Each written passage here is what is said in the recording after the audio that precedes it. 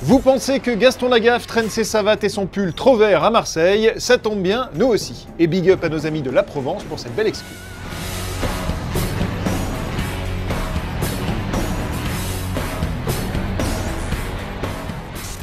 Au programme cette semaine, du Star Wars, du Deadpool, du Gardien, du Kingsman, mais tout de suite place aux news en bref, ou plutôt place aux dates en bref.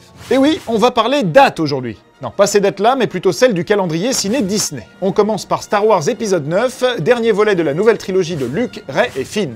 Il sortira donc aux États-Unis le 24 mai 2019, un an après le spin-off sur Han Solo. D'ailleurs, tant qu'on parle spin-off, le créateur de Mr. Robot, Sam Esmail, aurait été contacté pour le dernier, dont on attend encore le sujet. D'après une rumeur, il porterait sur Obi-Wan, et c'est plutôt logique puisqu'entre le héros de Mr. Robot et Obi-Wan, on trouve une parenté dans la capuche. On troque la capuche pour le chapeau de notre Indiana Jones chéri, qui reviendra pour une 5e aventure, non pas en juillet 2019 comme prévu, mais au mois de juillet 2020. Alors oui, c'est un peu embêtant d'attendre un an de plus, mais c'est pour la bonne cause, puisqu'on le rappelle, Spielberg sera de retour derrière la caméra, et Harrison Ford remplira dans le rôle de l'archéologue aventurier. Un peu en mode Papy Indy, puisque l'acteur soufflera ses 78 bougies pour la sortie du film. Libéré, délivré, enfin le film il est daté. Et oui, car qui dit Disney dit aussi animation, et de ce côté-là on n'a pas été déçus, puisque la suite de La Reine des Neiges au cinéma a été officialisée pour décembre 2019. On retrouvera donc Elsa, Olaf et Anna pour de nouvelles aventures et de nouvelles chansons. À part ça, et en vrac, Les Mondes de Ralph 2 c'est pour novembre 2018 et Gigantic 2 ans plus tard, en novembre 2020. Enfin, on plongera dans la savane avec la version live du Roi Lion par Jon Favreau, calée au 19 juillet 2019, et dans laquelle Seth Rogen prêtera sa voix à Pumba. Niveau casting évident, on peut difficilement faire mieux, et on espère que le facochère va beaucoup rire dans le film.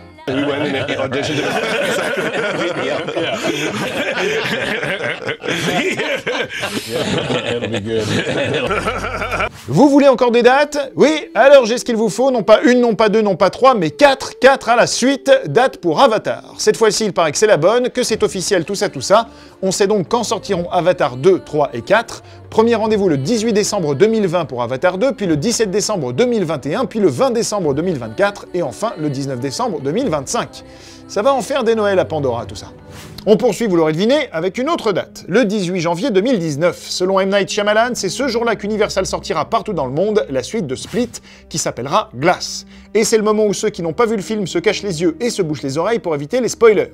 Car Split 2, ce sera aussi la suite d'Incassable, et Glass, ça renvoie à l'homme de verre Elijah Price, qui sera justement de retour sous les traits de Samuel L. Jackson, aux côtés donc de Bruce Willis, James McAvoy et Anya Taylor-Joy.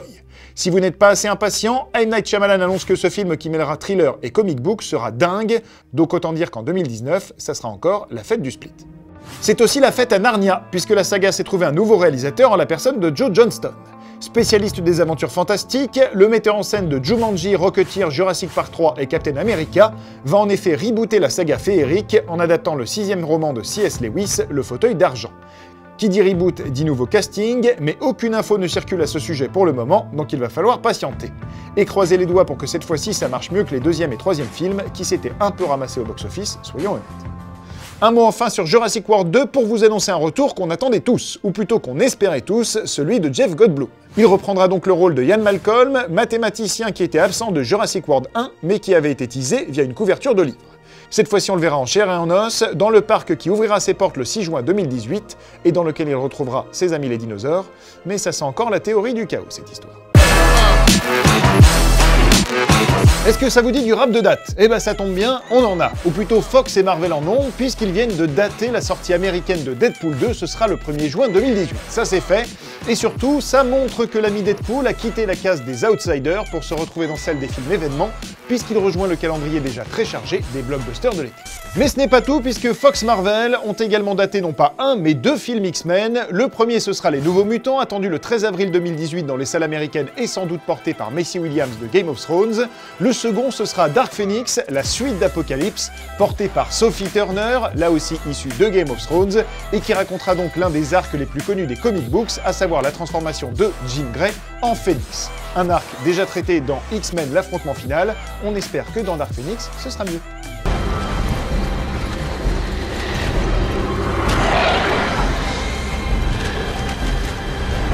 Si on fait le compte, ça nous fait donc 3 films Fox Marvel, ajoutez à ça 3 films Disney Marvel, dont bien sûr Black Panther, 2 films Sony, dont Venom, et 2 films DC Comics Warner, dont Aquaman, et bien ça fait ni plus ni moins que 10 films de super-héros à caler sur l'année, soit quasiment un film par mois, et un véritable choc des titans dans les salles, et bien sûr de la casse pour ceux qui ne seront pas à la hauteur. Et l'embouteillage sera également présent du côté des séries, puisqu'entre Flash, Daredevil, Arrow, Jessica Jones ou encore les nouveautés Krypton et Cloak and Dagger, il y a du lourd, du très lourd sur petit écran pour les super-héros. Une fête à laquelle ne participera malheureusement pas la série Powerless, dérivée de l'univers DC Comics, qui vient d'être annulée avant la fin même de sa première saison. C'est dommage puisque cette série était globalement assez sympathique et surtout que les derniers épisodes ne seront peut-être même pas diffusés. Et ça, pour le coup, c'est pas super. The fate of the universe lies on your shoulders. Now, whatever you do, don't push this button. Because that will set off the bomb immediately and we'll all be dead. Now repeat back what I just said.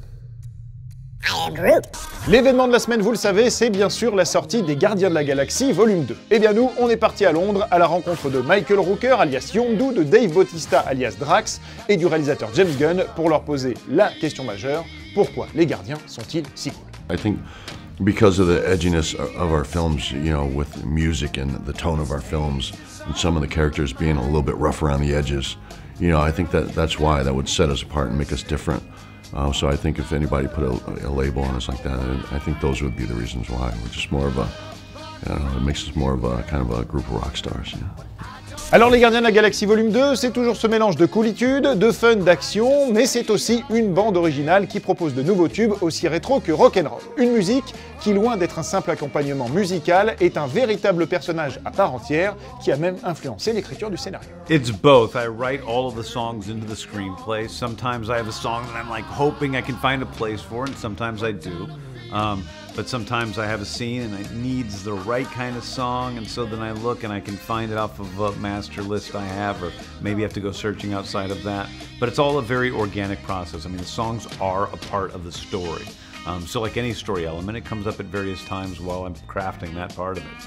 Dans cette aventure qui nous entraîne aux 4 coins de la galaxie, on retrouvera une petite Française, Pomme Clémentieff, qui intègre donc l'équipe des Gardiens sous les traits et les antennes de Mantis, une actrice qui a visiblement laissé un souvenir impérissable à Dave Bautista, qui partage pas mal de scènes avec elle. You know, her character has such an innocence to her, and Drax does as well, has a very childlike innocence, so it's still, again, it makes for a great chemistry. But her as a person, she's actually, she's so funny. It's sometimes she says the funniest things, and they're usually really inappropriate things, which are all that much more funny because she's so demure. She's such kind of a sweet person, and then sometimes she will just say the filthiest things, and it just makes you, you know, kind of love her and enjoy being around her that much more.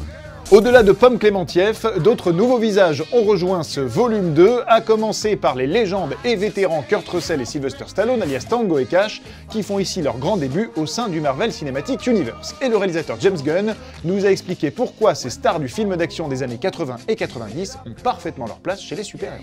Well, I think it's just a matter of, I like to take advantage of you know, all the actors who I find fantastic. And, you know, Stallone and Kurt Russell are two guys who I loved a lot as a kid. I ran around in my backyard pretending to be Snake Plissken and Johnny Rambo, and now I get to boss them around in a movie, so that's fun. Rooker is somebody who I liked when I was a young man, and you know, his early portrayals in such movies as Henry, Portrait of a Serial Killer, but also using so many, you know, actors from this era, Chris Pratt and Zoe Saldana and Dave Bautista. So it's fun just to use everyone, and sometimes the, you know, guys who have been around for a little while are sort of pushed to the side in favor of whatever the new flavor is. But I think there's a lot to be received from the expertise of guys who've been around for a while, and I love being around those guys. Star-Lord qui retrouve son père, Baby Groot plus mignon que jamais, Rocket qui fait des siennes, c'est le programme qui vous attend dans Les Gardiens de la Galaxie volume 2, actuellement au cinéma. Des gardiens qu'on retrouvera ensuite dans Avengers Infinity War, dont les événements se dérouleront 4 ans après ceux des Gardiens 2, puis dans Avengers 4 et enfin dans Les Gardiens 3. C'est bon tout ça ? En ce moment, celui dont tout le monde raffole, c'est Will Smith. Le Deadshot de la Suicide Squad fera ainsi partie du jury du prochain festival de Cannes, pas mal, avant d'être de la super production Netflix Bright aux côtés d'un policier orc. Mais ce n'est pas tout, puisque l'ami Will Smith est également en négociation pour incarner le génie dans la version live d'Aladdin, on vous en parlait la semaine dernière dans Fanzone, et qu'il est également en négociation pour le thriller de science-fiction Gemini Man, dans lequel il se dédoublera, puisqu'il affrontera son clone, plus jeune que lui, d'un quart de siècle. Tout ça, c'est vraiment très bon pour Will, qui, je vous le rappelle, n'était pas très loin de la case Tricard il y a encore quelques années, et qui fait donc un retour en force, et Will survive. Cette semaine au courrier des fanzoniens, on répond à Nagaraju R qui voudrait des nouvelles de World War Z 2. Eh bien cher Nagaraju, on a une très bonne nouvelle pour toi, il se pourrait que ce soit David Fincher qui réalise le film. Et oui, ça confirmerait ainsi une rumeur selon laquelle Brad Pitt voulait que David Fincher signe ce deuxième volet, et comme c'est Brad Pitt qui produit le film, il a quand même son mot à dire. Brad et Finchu, ça a donné Seven, Fight Club, Benjamin Button, c'est donc une très bonne raison d'attendre cette suite de la guerre mondiale des zombies, un deuxième volet qu'on espère un peu plus épique que le premier, et que la saison 7 de Walking Dead. Allez, on se quitte en tweed avec la bande-annonce So British de Kingsman 2. Les agents secrets les plus élégants depuis 007 sont de retour pour une nouvelle mission outre-Atlantique, avec des coups de fouet, des jolies filles, des Stetson, Channing Tatum et une vieille connaissance avec un bandeau sur l'œil. On n'en dit pas plus, on vous laisse découvrir ça. Enjoy et à la semaine prochaine. Eggsy, I saw in you what someone once saw in me. Something that can't be taught. The makings of a Kingsman. Being a Kingsman is more than the clothing we wear or the weapons we bear. It's about being willing to sacrifice for the greater good. I hope you're ready for what comes next.